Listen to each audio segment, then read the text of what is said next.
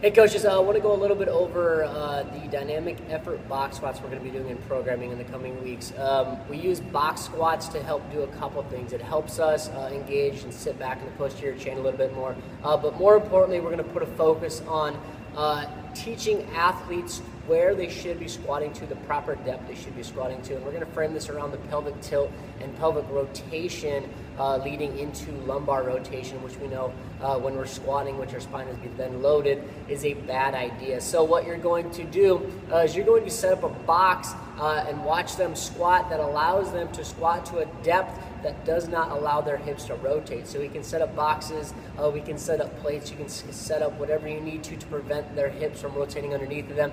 But you're gonna frame that around them being safe, and then eventually you can give them progressive aspect of it. Hey, the more we squat to proper depth and we don't allow those hips to rotate under us, the more we lengthen the hamstrings, the less pelvic tilt we have, the less lower back pain we're gonna have. So you can frame it around a safety standpoint and then also a progressive standpoint. So what it looks like, how you're gonna set it up, box squat, pretty simple. Hey, you're gonna set up a box, or you're gonna set up plates if you need plates to set up. But ideally what box squats are going to do is, hey, we're gonna set up a box that's just beyond parallel. If they don't have any pelvic tilt, if athletes have a very good set of hips and they have no rotation in their hips, hey, let them squat to depth and that box is going to be just below parallel so we can help drive through sticky points and all that fun stuff.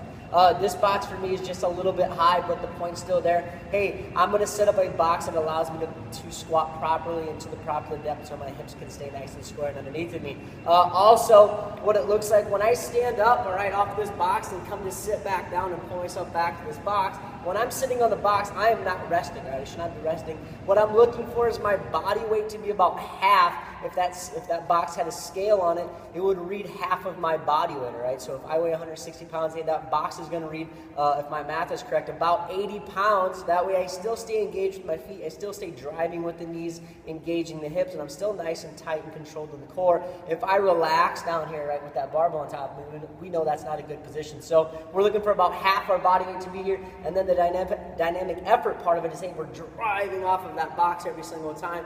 We're pulling ourselves back down. We're going to limit the amount of rocking we see here because that's not going to translate into a real squat. So we're going to touch, drive, and then we're going to do that again and again. Okay. Dynamic effort box squats are going to be added with bounding box jumps. So we're just thinking bounding box jumps, small box. We're going to jump off that box and we're going to jump to a higher box.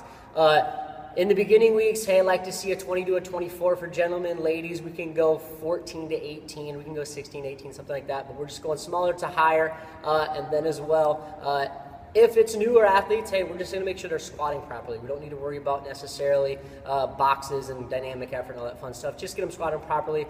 And then we can move on with the fanciness after they get some consistency moving well. Thanks, guys. Keep kicking ass.